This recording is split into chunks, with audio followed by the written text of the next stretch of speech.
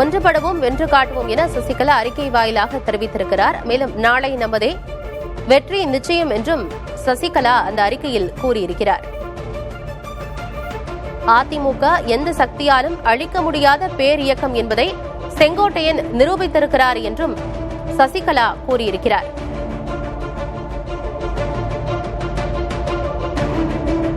பல்வேறு நெருக்கடியான காலகட்டங்களில் கட்சியில் உடனிருந்தவர் செங்கோட்டையன் என்றும் செங்கோட்டையன் குறித்தும் சசிகலா அந்த அறிக்கையில் குறிப்பிட்டு பேசியிருக்கிறார்.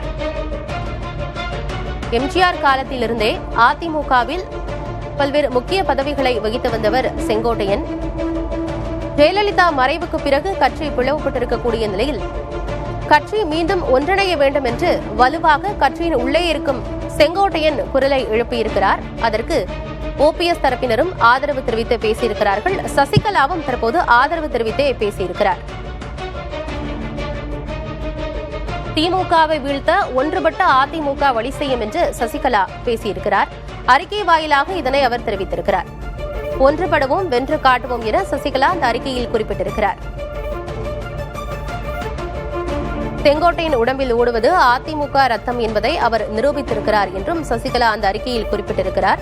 அதிமுக எந்த சக்தியாலும் அழிக்க முடியாத பேரியக்கம் என்பதை செங்கோட்டையன் நிரூபித்திருக்கிறார் என்றும் சசிகலா அந்த அறிக்கையில் குறிப்பிட்டு சொல்லியிருக்கிறார்.